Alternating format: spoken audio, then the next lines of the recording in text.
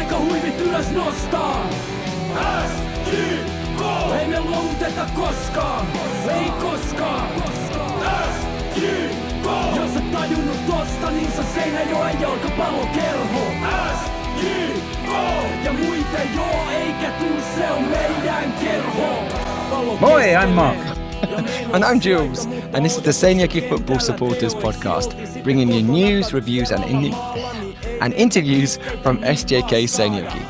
Yeah, but we're doing it in English for an international fan base. So, Jules, who's joining us for this episode? Yay, we have a player. Yes, we do. Yep, so sometimes he plays the role of SJK's quarterback, making long passes from deep, a bit of a stand-up comedian. So I'm just wondering if the listener knows who it is yet. Well, the viewer certainly will. Yeah, across the divide to Turku, before adorning the number 18 shirt for SJK, Markus Arsalo. Say on moro. Yeah, moro. Hi, Markus. Thanks for joining us.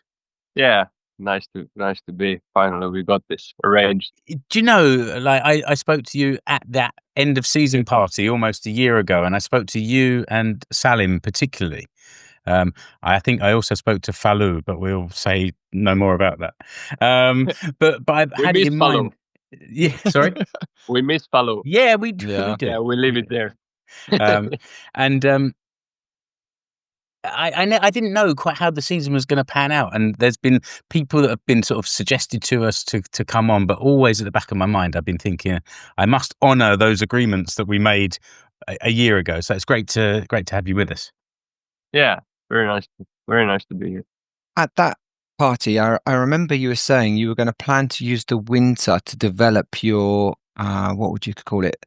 Your speed. Right, starting speed from 0 to the first 3 meters. What did you do? Well, I was doing squats and basic things at the gym. I had one personal fitness coach, and he made a program for me, and I did that from I think August until summer. So I did 9 months. What's there? On winter, we did quite a lot and quite heavy weights and a lot of explosion speed but just basic movements, nothing special. But I just focused more on that and didn't do that much with the ball. I was spending more time in the gym and somebody's calling me. So yeah, and then basically that's it. Just the normal things. Yeah. Good. So I just wondered.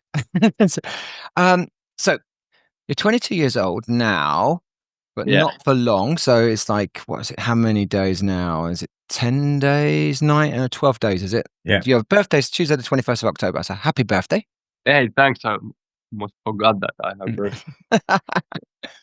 So the next day is the whole year core game.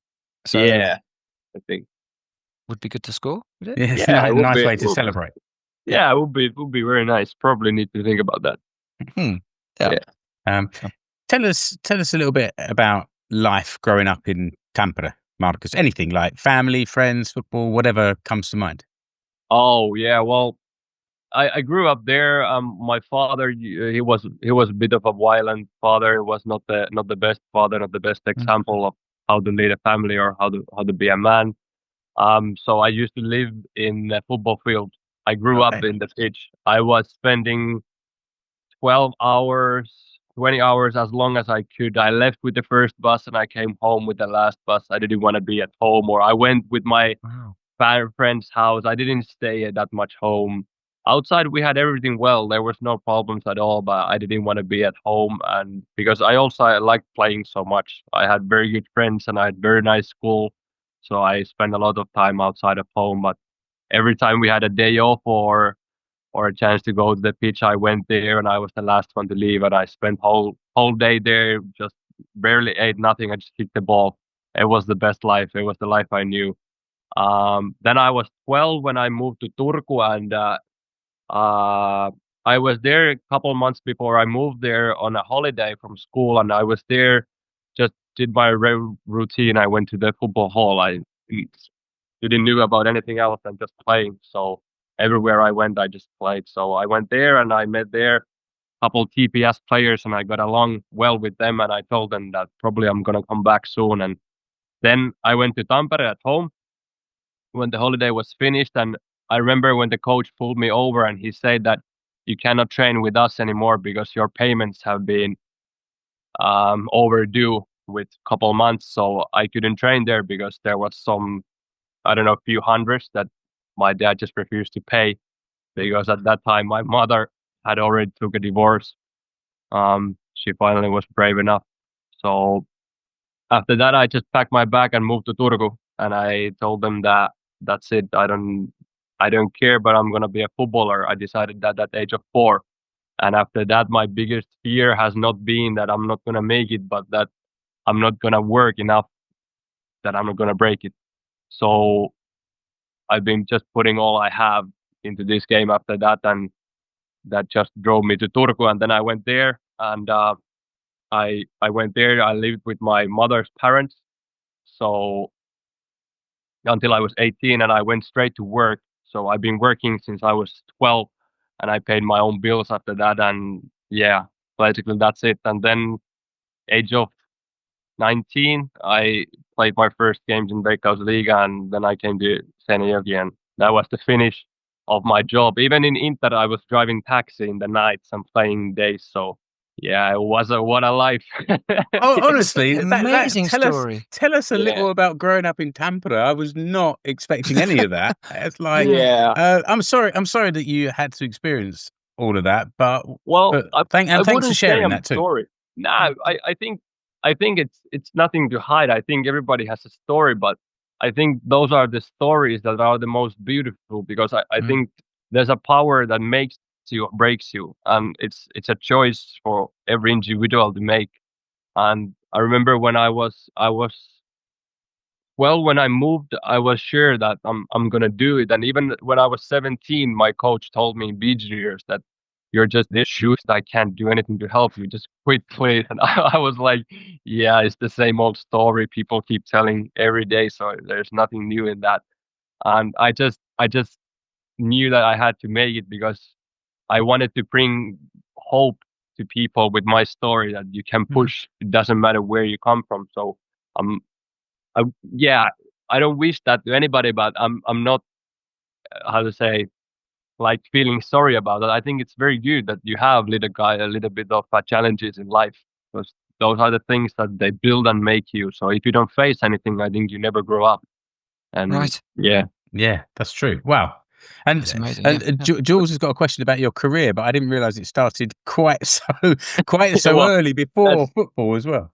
Yeah, I was saying it's a long career that you're 20, well, let's call it 23 yeah, now. yeah. And I didn't actually check how many games, but you've had lots of games that you have played in the Veikkausliiga already. So you've had a long career. Yeah, I wouldn't say wouldn't say that long. Only what, 3 years as a Yeah, but it's professional. been So packed. Yeah. What made you yeah. move from Inter to SJK? Well, like I said, I was driving a taxi there, and then the club here, SJK, called and wanted me, and Inter, they offered me also. They offered me the same contract you offered, but that was the time when I was like, yeah, I know I'm gonna be one of the best midfielders in the pitch, and you just don't see it now, so I'm gonna make somewhere else where they see me or want me. So yeah, that was my mentality, and I was like, yeah, you just keep whatever you have, take some better players. You have someone, yeah. That was why I came here. Is it, in a way, it's better to be signed by someone else, because then it's clearer that they want you, rather than signing an extension because you're staying at the same thing? Or Yeah, and I had also been there for 8 years, so it was time for a change, and it felt right at the moment. Even though I was speaking with Kinney in the phone, and I had this feeling that he doesn't want me there, but Richie wanted me, so it was already a little bit of a misconfusion that it's not gonna be the best season, but yeah, let's go there to just change the environment. And to be honest, I was a little bit scared at the beginning to come here, because this club used to be kind of like a graveyard for young players. There was so many potential players signing here, coming here, and then they didn't make it anywhere. Just couple every now and then, but not too many. So, but yeah, I was I was quite happy that they offered me, so I get to go out. It was good. I think chance. Jules and I both think that in 2024 you were perhaps Asiko's most improved player, and we both agree also that is Salim this year. The way he's come into the team.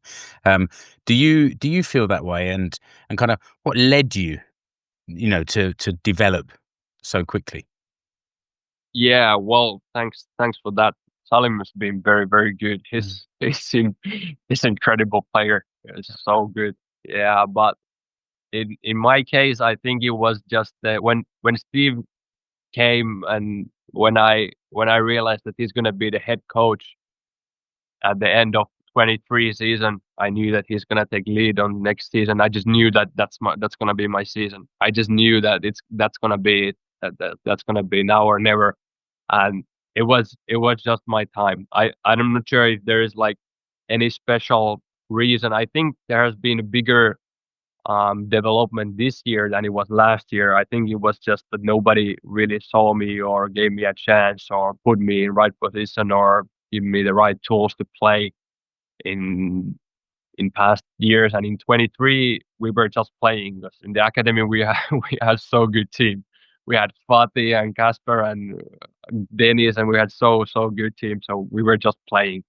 But at 24, it was just my time, and yeah, Steve was a coach, and we had very good team and very good players around me, like we had this year. So it's also easy to play when you have a good team and good stuff, and it's good place and everything is just correct. So I don't know if there was so big difference in my individual like development or not, but everything was just there, and it was my time, so was happy to make it.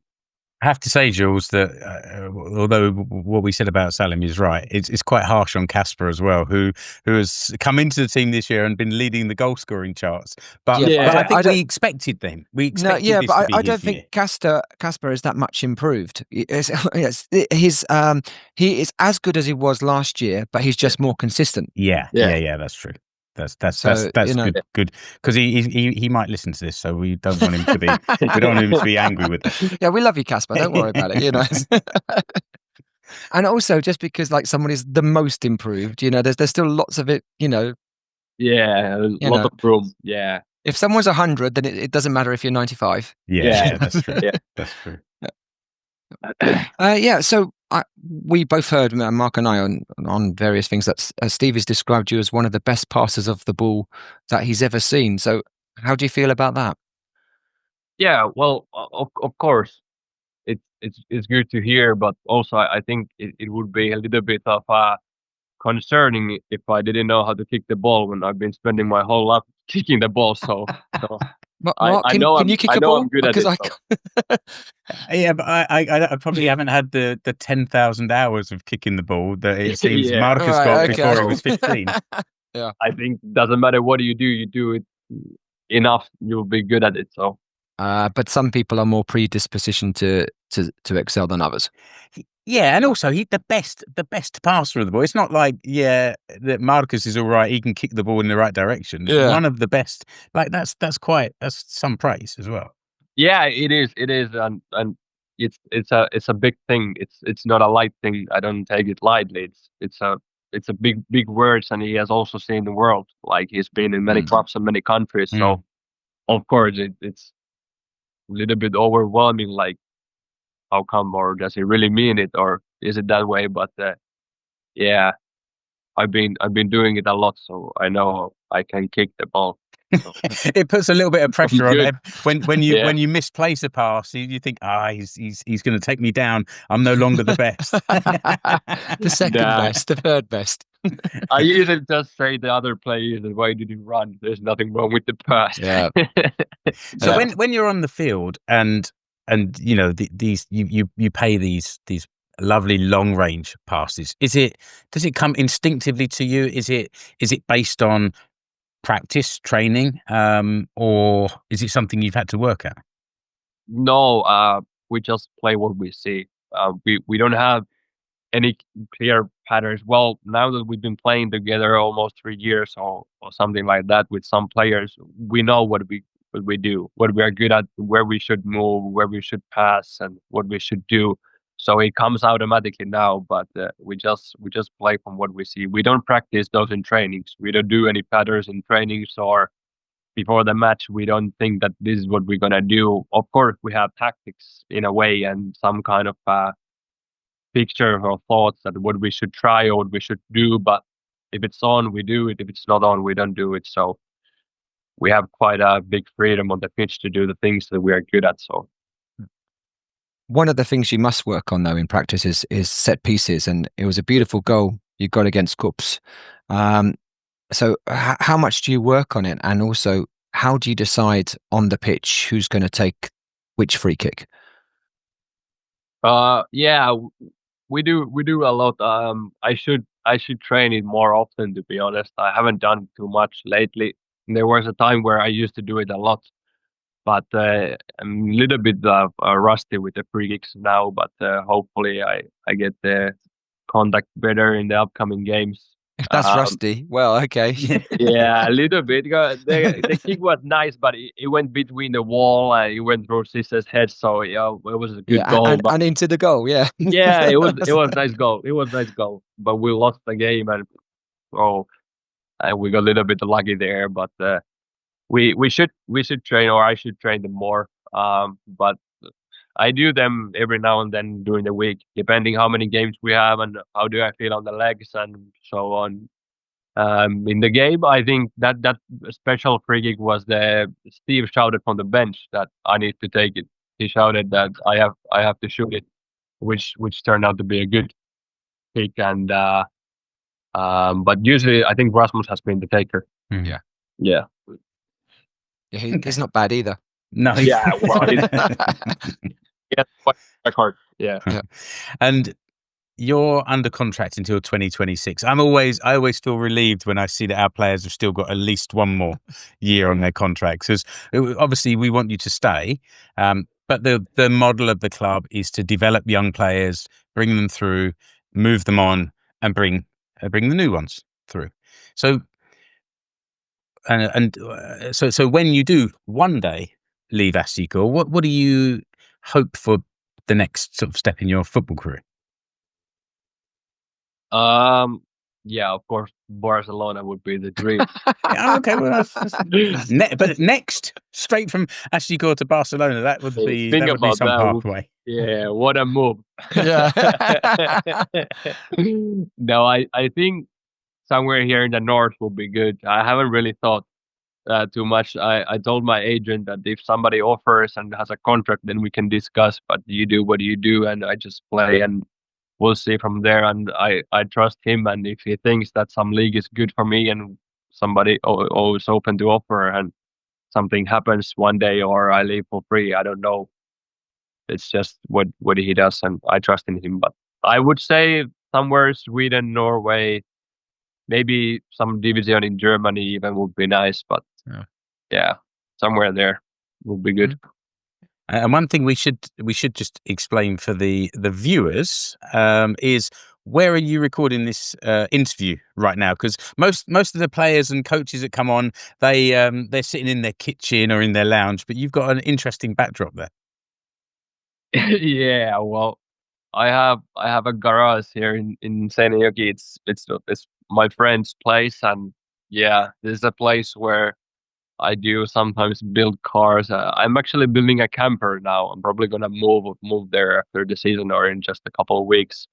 So I'm probably gonna live in the van the rest of the season or next season maybe. I don't know. Let's see how it turns out. I was scared you're going to say you got a taxi there. Yeah. Yeah. But I'm here right now. Being here today, we have a day off, and actually we're on holidays, so it's a good thing to practice some other skills as well. That's how you unwind. Yeah. Literally. Nice. Yeah. Yeah. All right, Markus, thanks for that. It's really interesting. Thanks for sharing. And we're gonna talk through the recent games, and we're definitely gonna bring you in to get your perspective from the middle of the pitch. But Jules, should we do a couple of shout outs? Yeah, well, I met Jari, who I met at the bar after the Ilves game. strange meeting at a bar, but that generally happens. Anyway, he was very impressed that SJK has a podcast that is in English, but why should he be? Because it's like we're a multinational town, big city, multinational club. But anyway, it's really nice to get some feedback, and it's always good to know that at least one person is listening. So. Yeah, that's true. Thanks, Jari. And I thought I'd give a mention to Boaz, who comes from Kenya. He's been living here. It follows on from what you've just said, actually. And he came and joined us at the Ilves game. And Satu and I and our friend Miguel met him on Friday night and got chatting at this African event that was in Kalevenavetta. And I was talking to him and a couple of friends, and I said, "Oh, you guys like football?" And they were like, "Yeah, Man United, Liverpool, Chelsea." And I said, "What about Asiko?" And Boaz said that he used to be friends with some of the other Ghanaian players and mentioned Kingsley Afori, and said that since Kingsley left, no one had told him to come to a game, so he hadn't come along. So I told him he had to come to the game with us, and he did, and he had a great time, and he was also excited to hear that Asiko has just signed a Kenyan player, Lawrence Uoma. So that's what we do. We try and bring new people along. He had a great time, didn't he? Do you want to tell a little bit more? Well, he had I mean, I don't know if I should talk numbers, but before the game, we were talking about predicting the score, and at the same time in the bar that Samuel Chukwudi suggested it would be 2-1, I said the same thing. And so Boaz said, "Right, I'm going to put a bet on." And it wasn't a small bet, and it was a nice win that he got at 13-1. So congratulations, Boaz. He did buy us a drink afterwards. Yeah, I missed that one, but yeah, that's great. That's great. And someone else who's very good at keeping the score right is Dennis Oliinyk, who we met before the game. Yes, and he had an interview, and he predicted that the Cups game would be 2-1. So again, there maybe you should put a bet on Dennis. And then he always says that wasn't it the Inter game, Jules? Oh, sorry, the Inter game. Yeah. Yes, sorry, yes, okay. yes, and not the Cups. Yeah, well, let's just imagine that we beat Cups 2-1. Yeah, we will next time. Yeah, that would be good. So Dennis says that we always win when he's at the ground. So I think we just got to kidnap him and put him on the bus to Kingston and Helsinki and make sure that we win. He also said he's looking for a coaching job, Jules, so we could put him in the coaching team and make sure he's on that bus every time. Yeah, I mean, if we always win, if he's in the team, then that would be okay. Yeah, exactly. But I'll tell you a story. Okay. When Dennis used to come around our house because I was teaching him, and we used to always have a bet, like on the Champions League. So me, my wife, my daughter, who was about, I don't know, 8 at the time, and Dennis. And out of the great football brains, it was Amelia who would get the score right. And I think basically she would always pick 1-1. Yeah, okay. That's how it works. Yeah. All right. Let's have a look at some news. There's a couple of stories here. Basically, we're recording this in International Week, so there's not too much happening here in Seinäjoki at the moment, but a few Asiko players are representing their national teams, Jules. Yeah, we've got Kevin Pires at Cape Verde, Ola Tesalimi at Benin, Mikael Rodriguez will be between the sticks for Nicaragua. I think he's number 1, I believe. So Billy keeps telling me. He did play last time, yeah.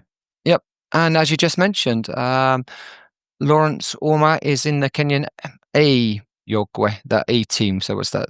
I don't know how. Is that like I'm never quite sure how people use A team. Is it like sort of a reserves sort of team or something like that? It's kind of like an unofficial national team, for example. I see. Okay. So is that right, Markus? Yeah. I think it's that way. Yeah, you don't get a cap, do you? But you're kind of like it is the people. It's a bit like the Finland under-21s are playing some mysterious friendly in Spain against the USA, and there's really no information about it. So it's a game, but it's not an official game. I don't know. Is that the US national team? It's founded. It's a good call and good honor to be qualified. So next step from 21s is a national team. So it's a good call. Yeah. And also Oskari Vaisto got called up for Finland under 21s, which is good. We don't bearing in mind how young our team is. I don't feel like we get enough of our Finnish players called up to the under 21s, or the over 21 players called up to the main squad. Not until they leave, anyway. Yeah, selectors are blue and white colourblind, aren't they? Yeah, That's why. something like that. Yeah. Markus doesn't have to comment on this. No, I can't. No, good. No. That's very diplomatic. That's the right thing to do. Yep. Okay, Jules. Maybe we should have an away strip that's blue and white stripes. No, why? Listen, we've got an away shirt that's gold and black stripes, and we don't wear that, so we're not going to wear a blue and white one, are we? We're getting close now. There's only 4 or 5 games left for us to wear. Markus, have you worn that the shirt that Mark is wearing? Have you worn it in a game? No, we haven't. We haven't played with that. It hasn't been used at all. No. I've worn Casper's shirt more than he has, I think, for that first podcast of the season. Probably, yeah. All right, Jules. So, let's look at some the 2 recent results. Starting off with Saturday, 27th of September, Asiko 2, Inter 1. Yeah, and it started very nicely in that 8th minute with Elias Masterkangas directs in Alenis Vargas' shot from the edge of the box. So it was a great shot from Alenis. I'm not sure, was it going on target? With the keeper have got it, but anyway, Elias managed to direct it past the goalkeeper. So cue Miyamura. So yeah. And then in the 35th minute, it was an Arman Wilson header from a Murillo corner, made it 2-0. Things were going very nicely at that moment. Can you remember the team talk at halftime? 2-0, Markus? No, actually, I have no. I think we spoke about keeping a 0. We spoke that let's keep a 0 and let's not concede, which is of course impossible for our team. But yeah, I think that was the main point. Yeah. Yeah, you're right, because it's impossible, because Inter's goal came in the 56th minute. Yeah, 10 minutes later. So yeah, good talk. Yeah, it was a kind of messy goal in a way. It's a tight finish from a ball crossed in from the edge of the box, and one of those goals that just goes in, I suppose. Yeah, but good win. That was in a way, otherwise. So, were you always confident that we were going to get over the line? To be honest, no. But then after probably, I don't know, after our lead and the first goal, it got easier, and I had a good feeling for the first half. It was good because they didn't create anything. In the second half, it was also nice, but after the goal, I thought it's probably not going to end too well. But then when I started to run backwards when they were on a counter, and I saw Aio, Kelvin, and Sam, and Botue or whoever, who is probably the size of Sam's leg. So I thought that there's no worries in our box. We're going to manage it. So that was good.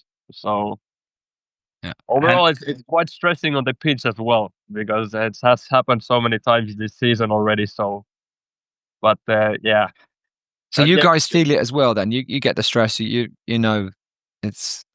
Yeah, I wouldn't say stress. It's kind of like a frustration that, come on, can we just take the ball and play? But yeah, I don't know why it happens so often that we get to drop so deep and start to defend a lot in the second half as well, or a lot especially. Yeah, and we were playing with a slightly different lineup in this game, in so much as we played with three centre backs and sort of tried to be a bit more solid at the back, and it helped because we conceded 3 in the previous game and only 1 in this, so that's progress. Maybe the 1 is the new 0. You know, keep a clean sheet. It doesn't matter as long as we get 2, which we did on Saturday, the 4th of October. We 2-1 against Ilves, and 2 Saturday games in a row. That's really nice. It's so good, isn't it? I know some people have been complaining that none of our away games are on Saturday, but for me, it's nice having these Saturday evening, Friday evening games. That's lovely. Yeah, I like Friday evenings as well. They're good. Yeah. Yeah, and it's 2 weeks in a row that we beat the league leaders. We beat Inter but 1 week and then Ilves the week after. I didn't realise they were both top of the table when we played them, and not afterwards. Yeah. Well, it is my facts, so just like it might not be true. That's okay. We've said it now, so it's once you've said I think it's true. It's though. true. Yeah. And in the 15th minute, Marcus, you played this diagonal cross towards the back post. It fell for Jari, who, well, it was a shot cross, and Jules' favourite striker, Omar Marley, turned the ball into the net under pressure from Obile. Yeah. So some seasons he can be quite prolific. Some seasons Omar Marley can be up there in our top goal scorers. Yeah. Not this year. No. Go on, Jules. Sorry. Yeah, we were under a lot of pressure, but as the game went on, I don't know about you, Mark, but I became more confident that we could see it out and have a 1-0 win. So we've just kind of touched on this already, Marcus. Did you think that it would be 1-0? Or do you think when they scored, would we get it back? Never 1-0. I think I'm going to get to move to Barcelona before we win 1-0. That's more likely. I knew no 1-0, no way. I knew we're going to score at least one more. Even 1-1 is difficult to have. I think, yeah. I was sure that there's going to be one more goal in us because we usually score more than one at home as well. So. Yeah. And we had quite a few chances in the second half to put the game to bed. Yeah, depending on watching the way we played, defending from so deep, I think we had quite many chances to score. So yeah, we did well what the coach asked, and it was very good tactic and quite clever from Steve to put the block, and it worked pretty well. So yeah, we did very well in the past 2 weeks. But this change of defensive formation, it has made a difference. I mean, I joked about sort of we conceded 3 against Cups, but it was also the manner of those goals. The first 2 were sort of on the break where they got behind us and squared the ball and scored. And the last 2 games against Inter and Ilves, that hasn't happened. We haven't been sort of vulnerable to those kind of attacks. Yeah. I think our center backs are one of the best, or not if the best in the whole league. So we have very good players at the back, and if we put 3 at the back and start from deeper, I think it's very hard for teams to score against us because there's no space to run. I think that was what you mentioned. The only issue the teams had, that they run to our back and put crosses in from there. But when we are standing still and on the edge of the box or inside our own box, I think it's very hard for teams to score. And we've got 5, including Thomas Koivisto, but 4 regular first team centre backs. And I don't worry which 3 or 2 are playing, because they're all solid and it must be the same. Must be the same for you guys as well, I suppose, from what you just said. Yeah, they're very good, everybody. Them, yeah. Jules, how did you feel when we conceded that 85th minute equaliser? I thought that was it. I thought they might go on to win 2-1. I didn't think that we would see it. Well, I didn't think that we would score a second, put it that way. But then, as you mentioned about centre backs, one thing that is unique amongst them is Oscar Weister's long throw, which he put into the box when we scored the winner, and he put a long throw into the box, bounced around, came out to Valegas, who just headed it straight back in, and then some perb knocked back by Ola Tessalimi. And just beautiful, wasn't it? Like a sort of flicked it. He sort of flicked it behind his leg with his right foot, but he also sort of hopped out of the way, and it was almost like balletic kind of move and put it in the perfect spot. Yeah. It was something that only Ola can do. Yeah. When he's on the pitch, nobody knows what's coming. Usually a score or assist out of nowhere. So he's an unbelievable player. A bit of a magic man then. Yeah, a lot. I'm not sure if he even knows himself what he's doing, but there are some players like that. Yeah, that's true. And that this knockback was Armand Wilson came, and you just think like for me everything went still, It was like, what's he going to do? And just stroked it into the bottom corner. And the crowd went wild, as they rightly should. Second goal in second week. Yeah. Yeah. Great couple of, great 8 days for him. Yeah, and also, didn't he, in one of the, maybe it was the Cups game, didn't he drop back into centre-back? And I think he's got some experience playing in defence as well. So that's a really useful, a useful player to have in the team, but also in the squad, for various positions. And a very good guy to have in the locker room. Important player also outside the pitch. Okay. Yeah. So he settled in well. Yeah, he's a very nice guy. He's familiar with everybody. Yeah, it's a very good guy. Good guy on the locker room. Yeah, in everything. Yeah, very good guy. So good signing for the club. And Salim shared a great video from the changing room after, of all the players celebrating. These 2 wins must have had a really positive effect on the whole squad. Yeah, well, of course. Well, I don't play for anything less than the championship, so of course we win. I mean, it's of course positive and very good to bring the belief and the hope for the team. And I think if we manage to get to the Euro places, the club has made again very well. For we have reached our targets. But personally, of course, I want to win as much as possible out of the games, and I think we can beat everybody in the league. So I don't think it's a surprise if we win a team from top of the table. So, but of course, it feels good to win always. Yeah. So, and it brings more confidence and more flow and fluidity to the team, and for the upcoming games, that we can do it and we can push and we can play better and win everybody. So, of course, gives energy. What do you think of this? Have any targets? Sorry, going back to the championship. Yeah. Have any targets been set?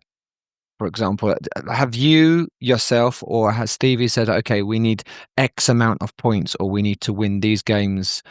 Has anything been said, or is it just play it game by game? Well, I think in the start of the season we had the target setting, and it hasn't changed. We're still aiming for the Europe, and we are targeting. I think it was 56 points.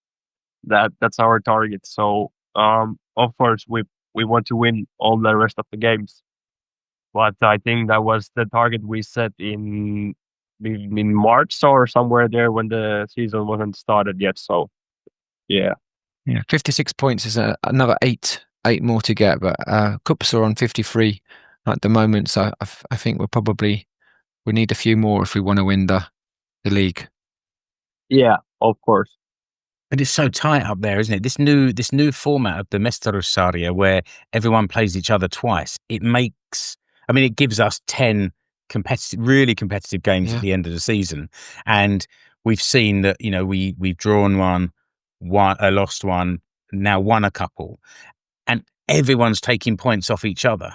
Gnistan winning at Hoikko last week was, was great to see. I know maybe it's better for us that Hoikko finish higher up because they've got their European place sewn up, but just out of principle, Jules, it's good to see Hoikko getting beaten.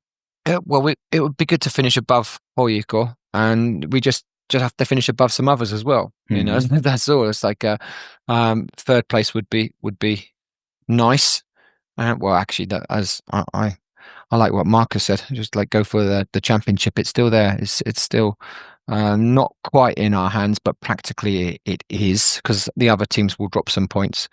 So and also, like, when we're beating when we beat another team, it also takes 3 points off of them.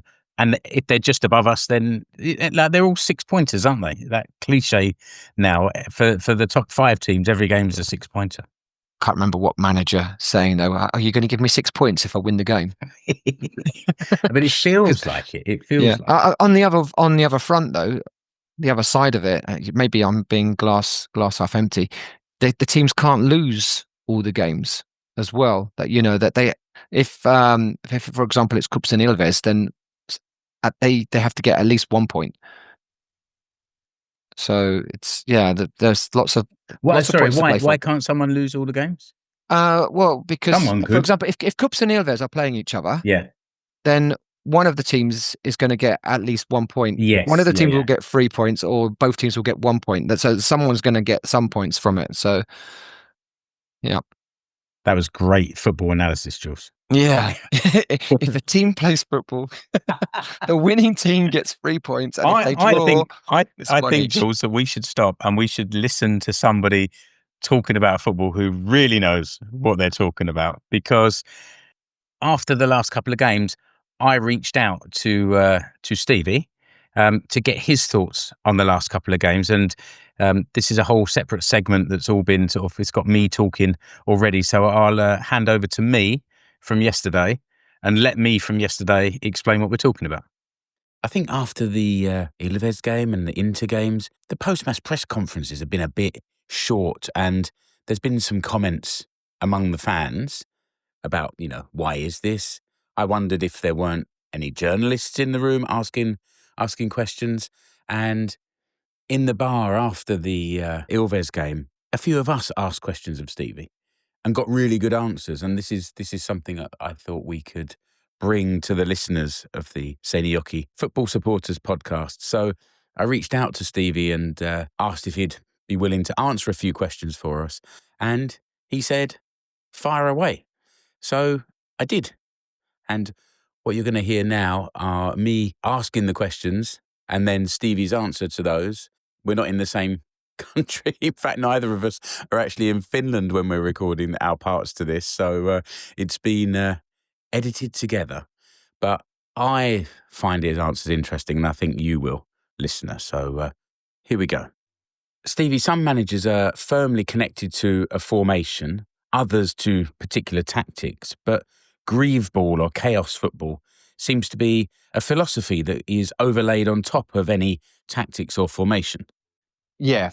Our game is based around behaviours and guiding principles. So pass forward, run forward, press forward, defend forward are all the main aspects. So to try and force the opponent back when they have the ball, and to force our team forward when we have the ball, and conversely, to force them back when we have the ball and to force them back when they have the ball. So everyone's about trying to gain territory with or without the ball. So to be really active defensively, whether we press, whether it's our block, how we set traps, that sort of stuff. And when we have the ball, it's can we break a line on every opportunity? So are the centre backs wanting to dribble forward and make a pass? Are the midfielders going to receive behind a pressing line or play third man? So we lose the ball in certain situations because we try and be direct in possession to just break lines really quickly, which is why like the teams that play more possession and more horizontal and more patient tend to struggle against us, is because we change the tempo of the game so quickly. It's also a little bit how Beast and the VPS also get some results, because they change the tempo of the game. They'll fire it forward, they'll run forward. We're really aggressive on the man-to-man press. So yeah, in Finland, because a lot of the teams are more side to side and patient with the ball, they struggle quite often against teams that are willing to change the tempo of the game. So for us, it's not really about system or formation. It's about just guiding principles and fundamental behaviours that we do every day in training, which then doesn't matter who we play in the game. They showcase the behaviours, and it means that we can flip players in and out of the team quite easily. For the Inter and Cups games, you played a low block with 3 centre-backs, which saw your team drop back into position as soon as they won possession. What was the plan behind this change? I think you mean for Inter and Ilves. Against Cups, we should have played wider. We should have just played less possession-based, less positional in the middle, a little bit wider and more direct, which is mostly because the Cups' pitch is so bad. People don't realise how slow it is. After you win the ball back, it's like you just need to fire it forward and run. Can't take too many touches because of the pitch. But against Inter and Ilves, yeah, we played to back the game block, just give them the ball. Without going into too much detail, both teams play with 5 across the top line. So typically, if you play 4 on the defensive line, you need to switch a lot, which means that maybe your wide midfielder has to take the outside line, or your fullback has to take the outside line, and the midfielder takes the inside one. And there's a lot of switching and rotation that happens. Typically, we've been very good at that against teams that play against with a 5 in the front line. So when we've played 4, we just switch and slide and play 1v1 on the outsides, and generally it's fine. But we just felt like to have a more solid, compact shape with less switching, less movement, less rotation, basically just an easier system to play, an easier reference point with the wing back and the winger being inside, the wing back being outside, the midfielders being in position to cover space between centre backs. So yeah, it was more just, of course, we conceded 6 goals in the 2 games before, but 2 of them were from transitions, 2 of them were from penalties, 2 of them were from open play where we could do a lot better. So it was more just assessing the opponent rather than reacting to previous games, picking the best strategy for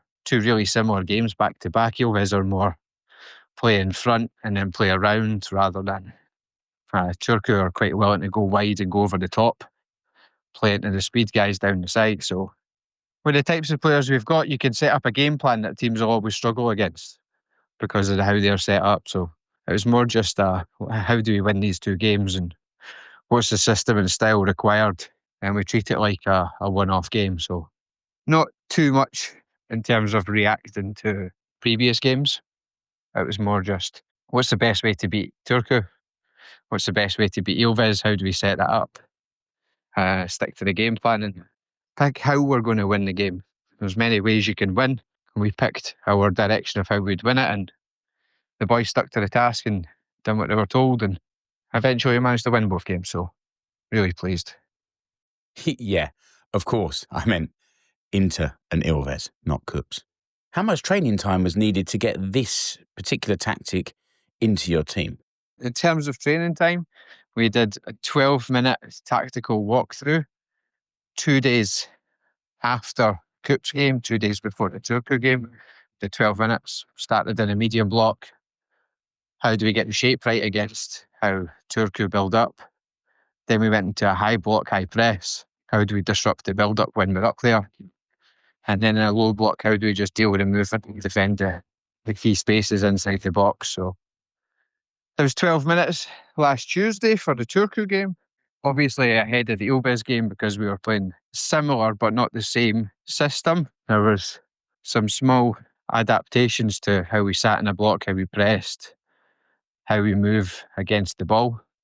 We had obviously 90 minutes of footage that we could use as teaching time in the post-match meeting to make sure we were just improving upon what we did. And then we did 8 minutes on Tuesday, and we did 8 minutes again on Thursday. 4 times 2 minutes of like a different type of problem-solving based game. So yeah, not a huge amount of time, but I think that the biggest thing when you're a coach or a coaching staff is you create key practices which are aligned to the objective that you want to do or to have, and then make sure the design of the practice and the instructions of the practice are going to enhance what it is that you're trying to do. And then you go in and coach to enhance it even further. So we did 6 times 2 minutes of one game. So yeah, 12 minutes. So overall, I would say we've done 32 minutes of kind of defensive shape work on the change of system over basically 3 practices. So I think it goes to show how effective it can be if you just do things properly and the players buy in and the video session is good and the game plan is clear, that you don't need to spend hours and hours and hours drilling something. It's just your session design and your coaching points and the game plan and the clarity of the principles and the behaviours you want to see are there. So yeah, I think it was 32 minutes over 3 practices basically. Are you planning to continue this and 2-1 your way to the end of the season? Are we planning to continue this way? The honest answer is I need to watch Nistan. I need to watch HJK again and then assess what is the best approach for those 2 games. Obviously, Nistan's pitch is is small. It's pretty slow, so it's something we need to factor in. How you defend against Nistan might be different to how you defend against Ilves and Turku, similar to HCK. They're all individual games at this point. We're not looking at it as a league system. We're looking at it as today is 3 points and can we get 3 points? We're not looking any further than the game in front because, every game's a 6-pointer. I enjoy this cutthroat element of the game. So we don't know what we're going to do in the next game. We just need to review what we think is the best game plan for each games. I felt like we should have beaten HJK with the ball in the net 4 times in the first half or 3 times in the first half against them. So I feel like we should have beaten HJK, and against Coops we were not good, but we feel like we should have come away with a point, but we threw it away. So it just shows everybody you need to be switched on, and if it takes a 89th minute goal for us to do it, then we're the best team in the league at getting the late goal, because I think that we're fitter and fresher than everybody else. We're at this level of the team right now is incredible. If we have to 2-1 our way every game to the end of the season, then we will, but each game is just this. We deal with it and there's no merits, and we don't worry about the next one after that. So there's 6 games left, and each game is the same for us.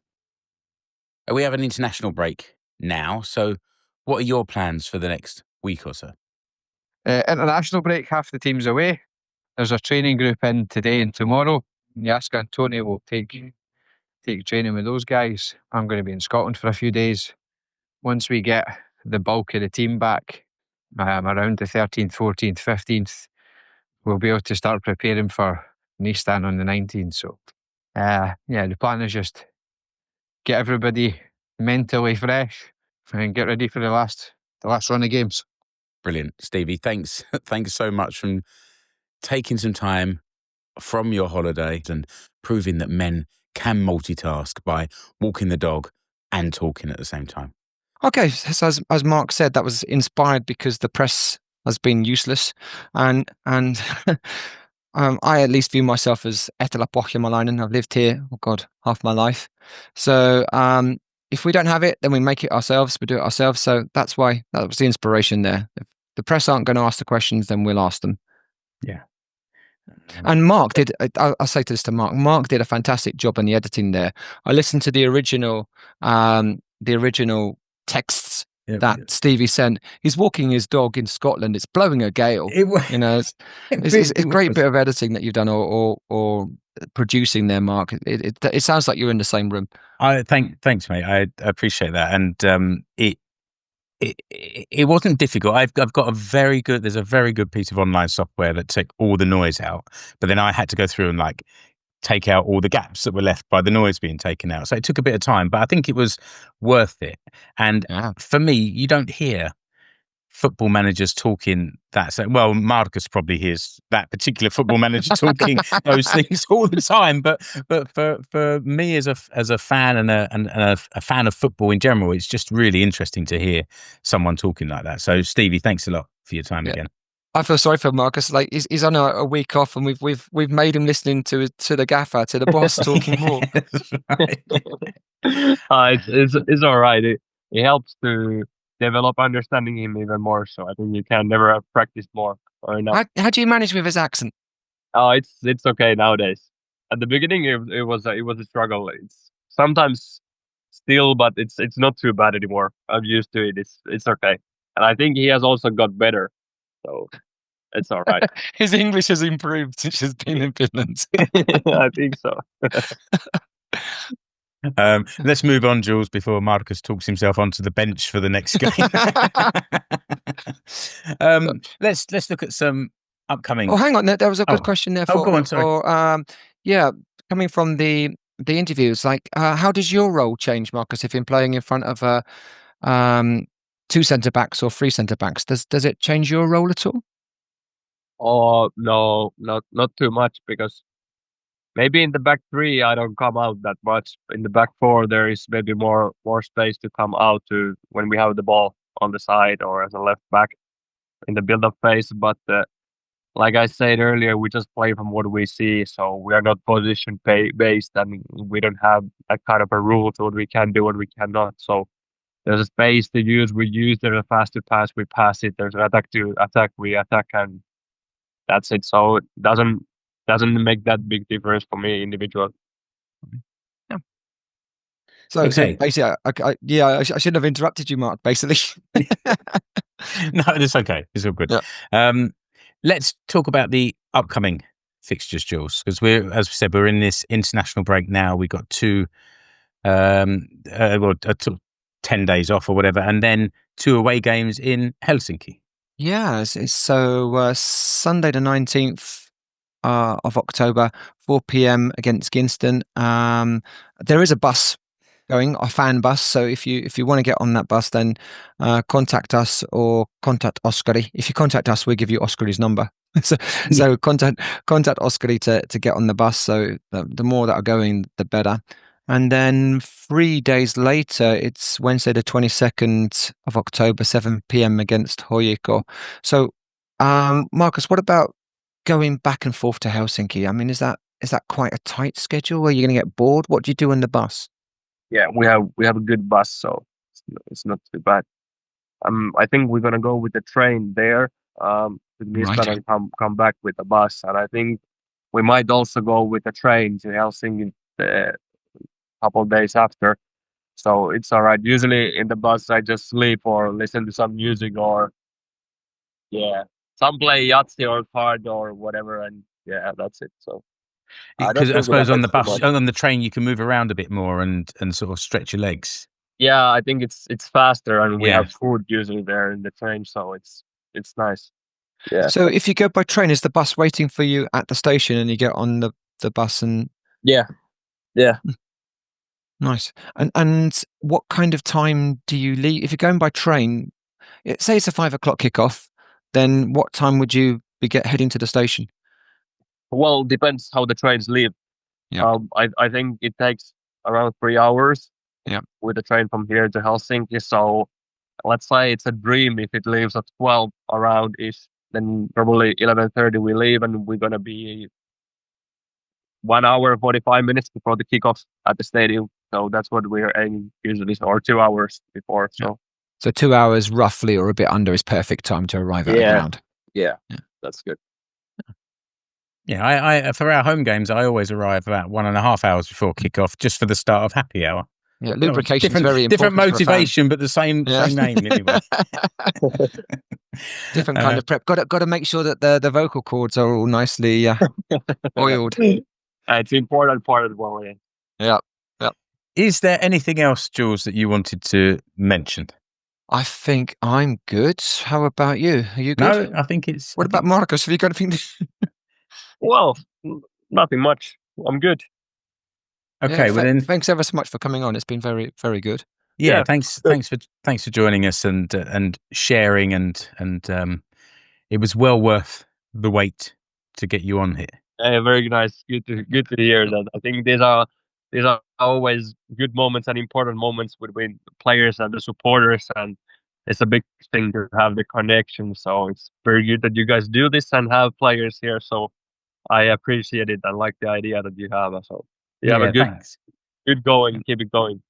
Yeah, it's good to find out the human side of the players. You know that they're not just a number.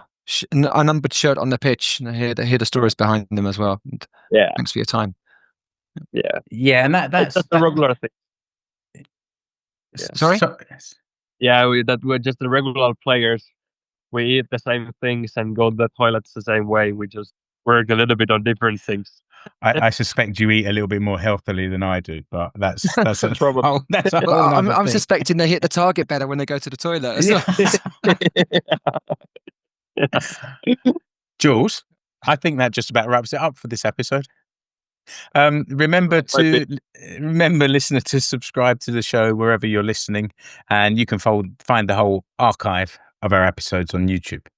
And you can contact the Seinäjoki supporters podcast by email at seinäjokifootballpod@gmail.com. You can find links to all our content on Linktree at Seinäjoki Football Pod.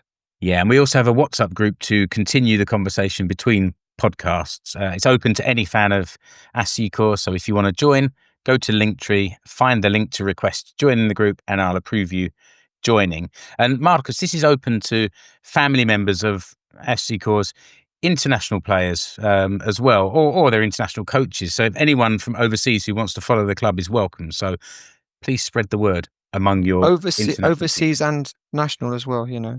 Yeah, I mean, and we started this whole thing because Lewis Strapp's dad asked us where he could get some content, and we said maybe we'll make it. And one of the academy players, his dad is in the group as well, following what we're up to. So nice. So until the next episode, see you at the stadium or see you online. Goodbye. Heippa. Heippa.